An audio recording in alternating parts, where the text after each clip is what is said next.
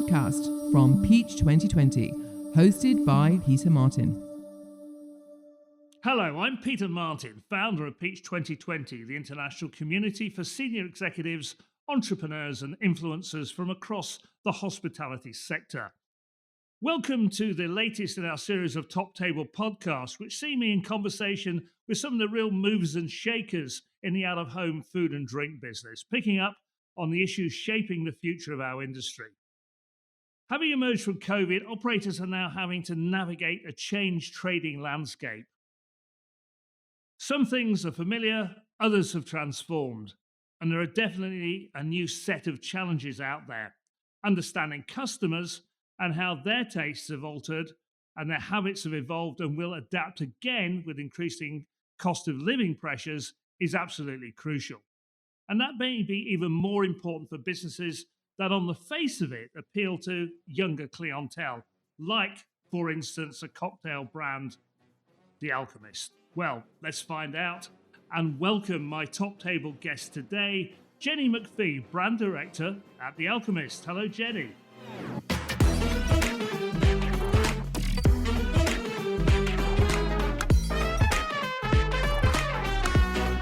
Hi, Peter. Thanks for having me on the podcast. Absolute pleasure. Now, I suppose specifically, with things changing, I really want to talk about some of the pressures you as a brand director are under at The Alchemist. I mean, is your job getting harder? Yes, I would definitely say it's getting harder. I think some of the things that we're obviously noticing since the pandemic, guests are increasingly picky, and quite rightly so, about where they choose to dine and drink and spend their money. And I think we need to work harder to make sure that they are getting that experience that they're seeking out. So yeah, that's absolutely kind of falls to me and my team, and we are finding it difficult but fun and challenging. So, what is the main focus of your role as brand director at The Alchemist? So my role is it's to look after everything that sort of encapsulates the brand. So obviously marketing, social media. I am responsible for the design and the refurbishment program, working with design agencies to make sure that we're delivering unique, immersive venues. And I also like to get my nose into a lot of other areas of the business. So I am involved in the food and the drink development with the teams there, and just to make sure that everything is sort of thought about as a brand, and it's relevant really to what we're trying to achieve. So it really is the whole picture and making sure that the brand is relevant to your customer base. So, coming out of the pandemic and certainly obviously facing new pressures, have they changed, your customers, or are they still fundamentally the same? Fundamentally, they're still the same. We have noticed that we've attracted a younger audience post pandemic, which was quite interesting. So that's something that we are working on, retaining. We recently set up TickTock about 3 months ago, and have focused a lot on developing that platform, that channel, making sure that we're creating really interesting content. We're currently posting two TikToks a day at the moment, just to make sure that we're engaging with our followers, and we are getting that interaction. So that's an important channel for us, and obviously that comes with predominantly a younger user group. So that's been great to see. I think really it still is majority female audience. 60% female really makes up the Alchemist core consumer. And I think they are looking for, like I said, they're just looking for a unique experience, and we found that pre-pandemic, and that continues to be the case. Yeah, I'm interested. You say you've got a younger audience. I mean, I suppose the question is how young is young in your terms, and why do you think they're coming back to you? Is that because actually more young people are out and about at the moment? I think we're still trying to get to the bottom of it. I think a lot of it probably boils down to um, people returning to work and maybe not getting back into the offices fully. So obviously, before, our core user group would have been sort of 25 to 34-year-olds, and now we're seeing that it really is kind of shifting to sort of 18 to 24-year-olds are just sort of beating that sort of user group to the post slightly. So yeah, it's interesting to see, but I think it definitely boils down to whether the offices are at full capacity in a lot of the venues that we obviously are operating. And one of the things that we found, I've actually just come off a CGA brand track call this morning, so it is fresh in my mind. One of the interesting things that we found and we've seen across the board is Thursdays are the new Friday.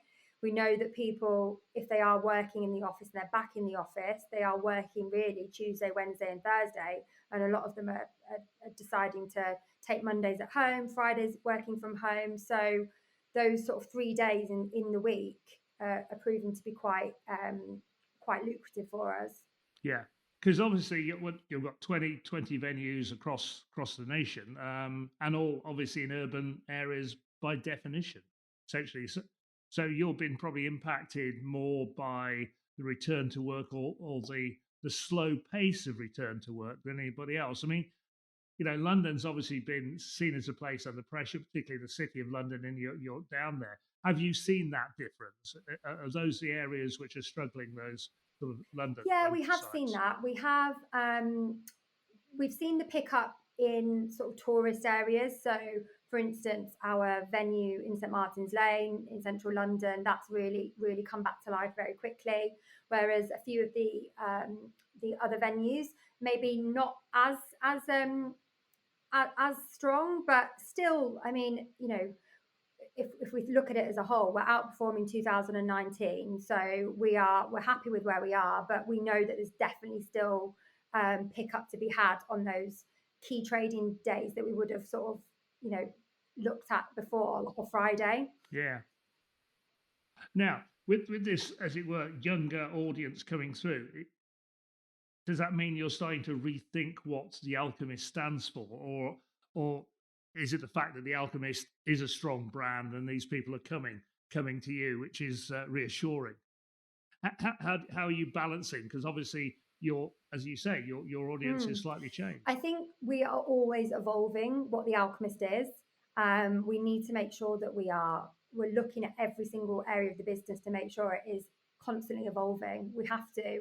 Otherwise, our competitors would be sort of flying ahead of us. So that's something that's really important to us. I think one of the areas that we've been looking at recently is the design. So the interiors and how we can evolve the look and feel of the venues. So traditionally, sort of since 2015, we've had a very industrial, Victoriana, steampunk sort of look and feel to our venues, and that's been fantastic. And it's really created some amazing spaces the last sort of 5 or 6 years. But we felt that we wanted to move that along, so we've looked at how we can kind of bring that into 2022 and beyond. And we've created a bit of a new design that we're evolving now with refurbishments that we've got taking place currently, and then new sites that we have coming up the rest of the year. And we're looking at a cosmic era. So that is very much looking to the future, looking forward, looking at sort of otherworldly materials and more ethereal lighting, and just having a bit of a point of difference in our venues. Yeah. So how do you get that inspiration in terms of what made you go down that route? How do you pick up those trends from that younger generation? Just consuming media. I think we're just always, I think we are very lucky with The Alchemist because there is a lot that you can pull apart from The Alchemist. It could be a lot of different things, and there's a lot of different routes you can go down. So we have that astrological kind of route. We could sort of, we have a bit of a pagan vibe that we've explored over the years. There's so much that we can kind of work on. We've experimented a little bit with sort of spells and potions and maybe like witchcrafts, like sort of a light-hearted take on witchcraft. And I think there's just so much that we can do. So I suppose we're really lucky in the sense that we can pick and pull and develop certain areas, and I think that's what we're doing at the moment with this cosmic sort of astrological design era. Yeah, but the heart of the business and the brand are the cocktails. So that's the key, presumably. Absolutely, yeah. So that is obviously our bread and butter. We are known for our innovative cocktail lists, and for those people that might not have been to an Alchemist, then you would expect your drink to change flavor, to change color, to smoke, to set on fire, and it really is about that in-venue experience. So that is at the heart of what we do, and I think the venues are just ensuring that we have that amazing set for that to kind of be delivered. Yeah. I mean, it's quite interesting. You mentioned CGA data. You're looking at brand track and consumer feedback. But one of the things which has come through loud and clear since the industry's got back is actually the growth in spirit sales, particularly in relation to other alcoholic drinks like beer and wine. And obviously, there's this sense that people were drinking cocktails in lockdown, and that's carried on. So presumably, this is all good news for you guys at The Alchemist. Yeah, obviously that's fantastic news for us. I mean, we know that our consumers love cocktails. We sell about 90,000 a week. So for us, it's just ensuring that we are creating new, interesting serves that are going to capture our guests' imagination. I think that we're very aware of obviously emerging trends and what we, what spirit is sort of in vogue or kind of coming through. And I think at the moment for us, we definitely see tequila as a growth category. That's one of our new serves on our latest drinks menu, which is a very interesting serve called TNT, which is a play on a stick of dynamite. And we recently partnered with Patron and had a really successful Patron menu that we ran for a month. So definitely for us, that's an area that we're looking to develop. And we definitely look out for any trends that we might see, and obviously different for instance CGA, they provide interesting information for us.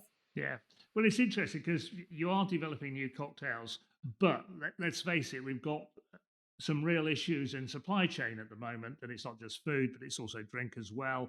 I mean, how is that impacting you as a business? I mean, obviously there's the cost pressures, but in terms of shortages of products, is that changing the way you look at your range, and is that restricting you in any way, or perhaps offering new opportunities? It's definitely been challenging over the last few months, over the last year really, and it's obviously something that we're really conscious about. We know that obviously cost of living, products prices increasing. We know that that's happening. We've had a lot of issues that we've resolved, and we have really good relationships with our partners, our brand partners. We always try and sort of resolve these issues as quickly as they can. But I think for us, we're just trying to be mindful about the products that we use and why we're using them, and the story behind them, I suppose. I think another thing that's been a big focus for us is obviously sustainability, and how we can ensure that we are not wasting ingredients. If we are struggling to get certain products in, and then we've got a garnish in a drink that isn't actually even being used other than just to make the drink look pretty, then we've really sat down and thought about how we can improve that. We got rid of passion fruits in our porn star martinis, I think in about 2019, and changed that to a passion fruit caviar. So it's very on brand, but that was a decision that we made at that time. And then now we're looking at our suppliers, what are they doing in terms of sustainability? What products do they have? I think working with brands like Discarded, who use banana peel and have created a really interesting banana peel rum, and Great Skin vodka. I think they're really interesting ways of ensuring that things aren't going to waste, and we're using creative products in our drinks. I think it's quite interesting. I mean, there is certainly a consumer demand, or certainly understanding that we need to be greener, consumers need to be greener. How is that coming through to you? Are your consumers telling you that they want more provenance in the products you sell? Are they concerned about your wastage or whatever? How are you picking that up? We are hearing that. We obviously use platforms like Feed It Back, and we obviously, like I said, CGA. We get information from them, get information from our brand partners, and it is something that people are concerned about. And not only that, it's our teams. Obviously, we listen to what their concerns are, and at the end of the day, they're our demographic, core demographic. So that's where we kind of get an understanding of what people are thinking and feeling, and then it's up to us to try and put some measures in place, I suppose. I think one of the other things that I was going to actually mention was on our latest drinks menu, we've created a fully edible cocktail. So we've worked with, it's quite random. We've worked with a brand called Avalon, and they use eco totes. So they deliver the spirit in an eco tote, which you then fill your bottle in the venue. And then we created a serve, and then that goes into a edible wafer cup, which you can kind of hold liquid in for up to 40 minutes. So essentially, you eat the whole cup. So there's no washing up. There's nothing like that to worry about. So that was, again, just trying to think, how can we sort of be as sort of closed loop as possible, and that's a bit of a fun thing that we've done recently. And also means you can't hang on to your drink any more than 40 minutes, otherwise it disappears. It does, yes. You've got to quickly get it down you, and then look at what you're ordering next. All right, this is good incentive for your customers. Obviously, I like that indeed. And obviously, it's a lot of fun for your customers. Now, I mean, you mentioned right at the start of our conversation about marketing and using TickTock. I'm interested, how is your marketing evolved, and how important is digital? Presumably it's pretty fundamental to what you're about now, particularly with that the younger audience you're attracting. Absolutely. Yeah, I mean, I suppose it's been a massive focus really for us for the last sort of 5 years, and social media is so important to us, whether that's Instagram, whether that is Facebook. Facebook's still important for us in terms of Facebook ads, and then TikTok most recently, which we've just seen a really, really positive response to. I think the other things we're looking at, we're sort of testing the water with YouTube Shorts, and looking at Twitch as well. So we need to stay completely abreast of all the relevant platforms that our guests could be using. In terms of digital, in terms of comms, then emails still hugely important for us. We can't ever forget that, really. So it's just keeping I think just keeping abreast of what's going on. Yeah. I mean, how often are you communicating with your customers, and how much do you know about them in terms of how much data are you collecting, so you can actually get a real sense of their identities? Mm. We do collect a lot of data. We have a lot of different platforms that we use. And I think this is probably one of my not bugbears, but something that I do find quite frustrating is that we have so much data on lots of different platforms, but I don't think there's anything out there yet that can help you really drill down into who your guests are, but at not a like a single customer view, but at like an overview. So then you can actually use that information on a daily basis to market to your guests. I think, you know, we've got lots of really interesting information, and I think one of the things that we do need to do is make sure that we're analyzing that regularly, so we can talk to our guests in the way that we need to and make sure that they're receiving relevant information. They do that. It's just there's a lot. I think in hospitality, I think there's quite a bit to go still. I think that we're slightly behind on what platforms are out there for us to do that and make our lives a lot Yeah. easier. Yeah, because obviously you're getting EPOS data, you're getting Yeah, feedback from your social, you're getting survey presumably. You're, yeah. and but your challenge is to put that all together. I think that's the Yeah, challenge really. We have so much data and obviously we can see that at any point that we want to, but how do you actually make that work for yeah, you on a daily yeah, basis and in real time? And I think that's something that we're really interested in trying to kind of get to the bottom of and find a yeah. solution for. I mean, I mean, in terms of that, you'll communicate. I mean, how often do you typically sort of communicate with your typical customer? I'd say it depends if we've got a campaign happening or what kind of time of year, if there's any key events. But I'd say probably once or twice a week, um, with a messaging around whether it's a new brunch that we're launching or whether it's a specific menu that we have. So it really varies, but we try not to over communicate to them because we're very conscious about information overload and turning people Yeah. off.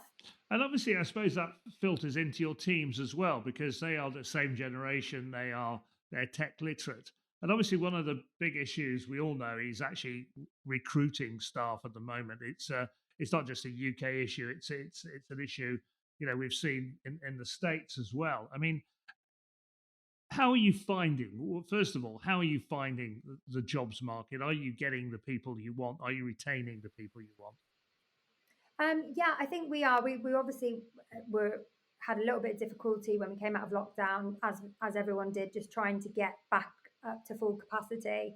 But we are we're back into a good place. It is really important to make sure that we are constantly recruiting and we're um, attracting people into the hospitality industry.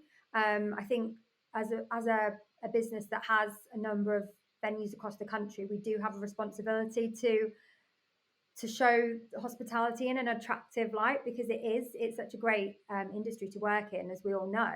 But I don't know whether that message has translated still to um, the general population. So I think that is something that we need to keep working towards as a sector, and to make sure that we get that message out there. Yeah, I'm just thinking about how important social media is in that, in terms of communicating with as it were, recruiting people as well. Because a lot of people are saying they're using TikTok, and that is in a sense a new way of recruiting people. I think we are definitely using TikTok in a way where we're sort of just trying to show that we don't take ourselves too seriously. We're a fun brand. Obviously, it gives people a glimpse into what it's like to work at the Alchemist. I think that's a great way to kind of show potential um, potential employees what it's like to work at the Alchemist. But I don't know if I'd want to blur the lines of actively recruiting on certain platforms. I think that a lot of the platforms are out there for fun, and people are using it as a bit of escapism. And I think it's good to kind of have that separation between the two things. Yeah. Now, obviously, social media takes you into the whole world of technology, and you mentioned it in terms of your data, how you analyze your data. I mean, how do you see the role of technology changing? Because I mean, I think we have seen, obviously, during lockdown, people are becoming more digitally savvy, because that's the only way people ordered anything, whether it's food at home or just generally getting things delivered. And obviously, technology has an obvious role in terms of people finding venues and booking venues, and also for you getting reviews. But one of the issues is always about, does technology enhance or detract from the experience in the bar? I mean, what's your view on that? How do you use technology, as it were, inside the Alchemist? So how we use it, obviously, in terms of the first point a guest would come across the Alchemist would either be on our website, then through to making a reservation, and then how they're then communicated to by through our marketing communication. I think in the venue, we've obviously used order at table, we've used pay at table. That worked really well for us, especially through the pandemic. I think it's definitely there. It's definitely still there for our guests to use. It's just that we found that since returning to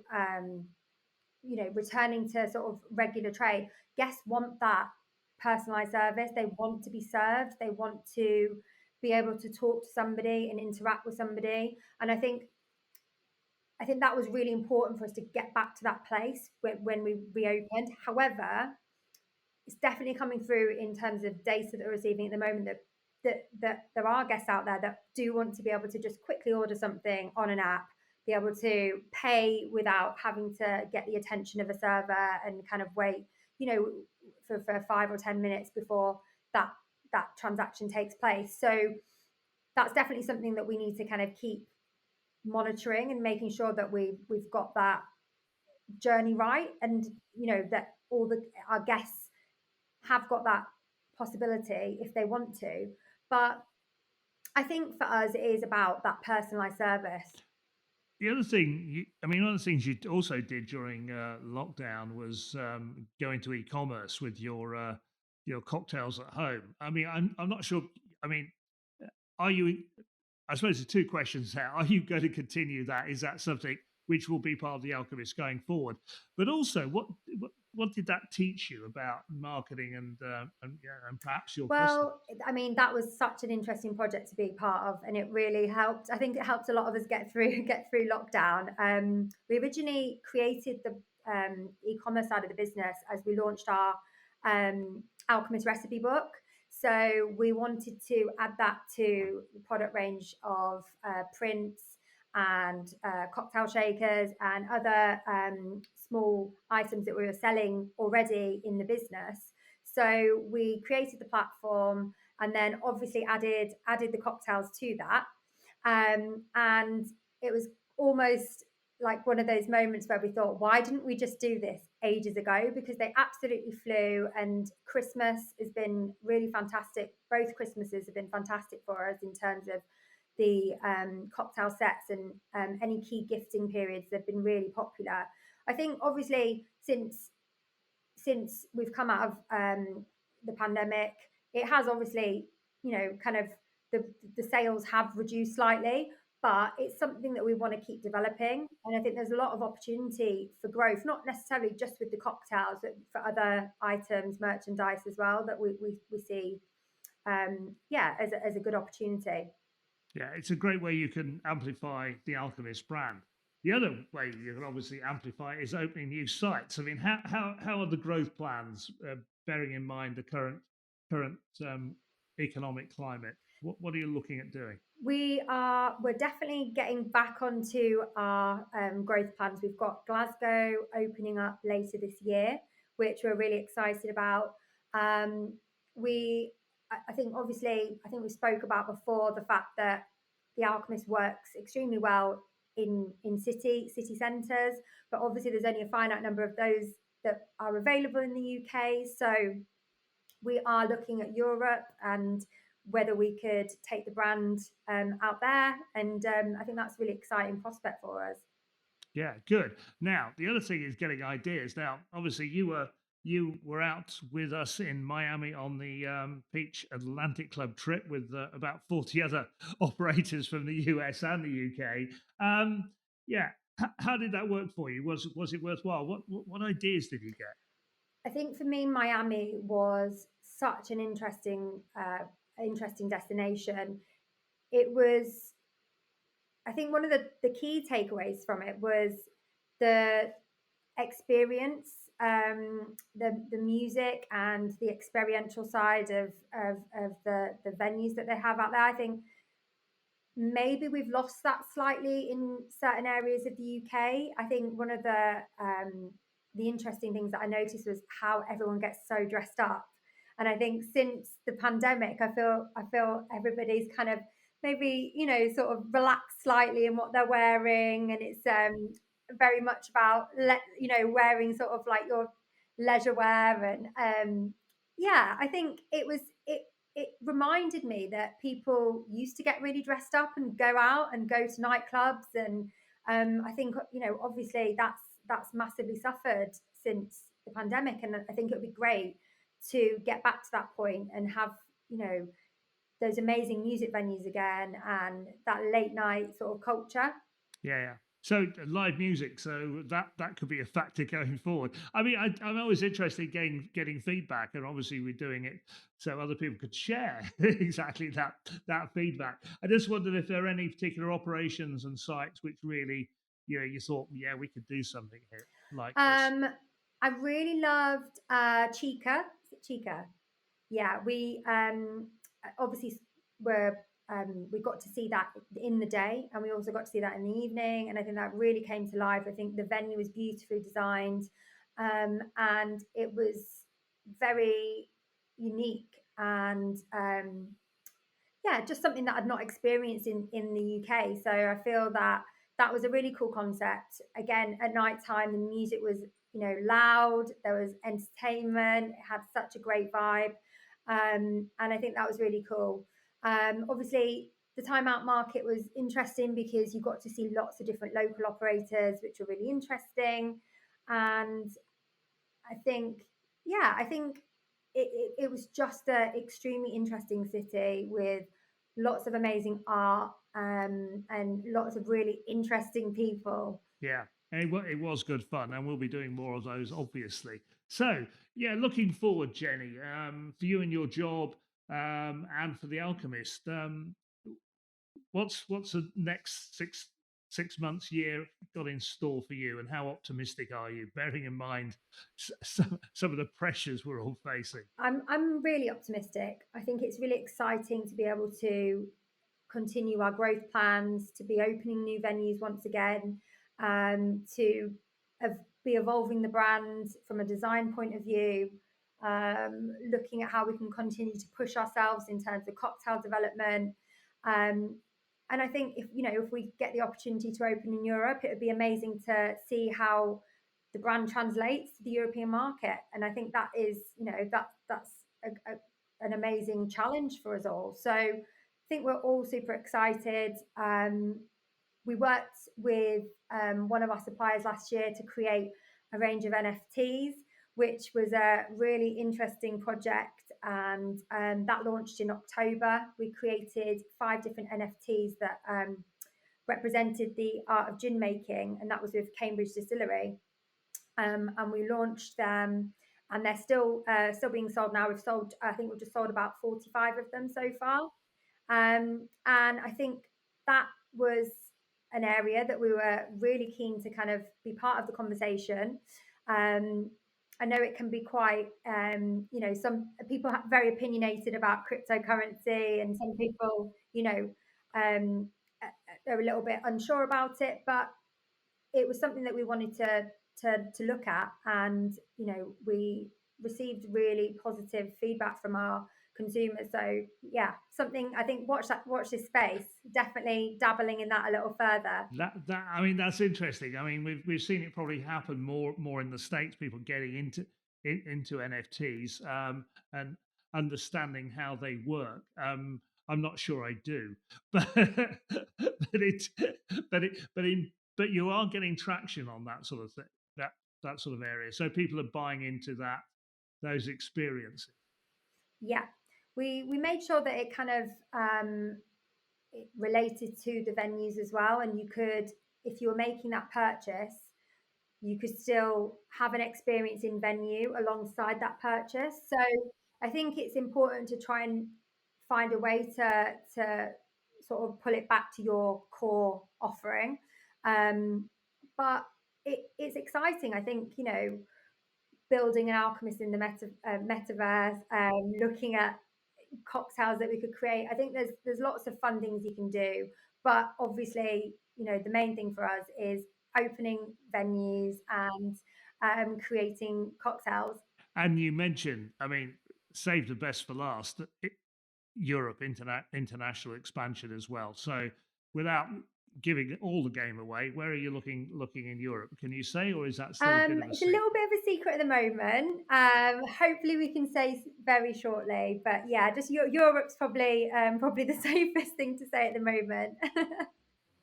Jenny, thanks very much. I mean, really exciting time, sort of pushing the frontiers in terms of marketing, in terms of engagement, and in terms of expansion. So, Jenny McPhee, thank you so much for your time.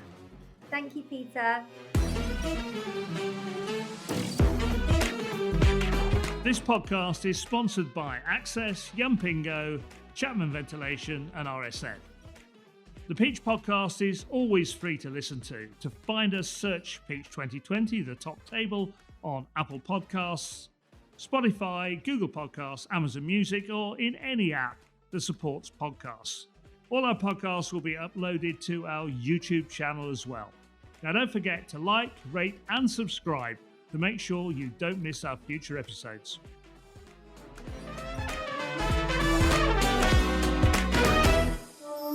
Podcast from Peach 2020, hosted by Peter Martin.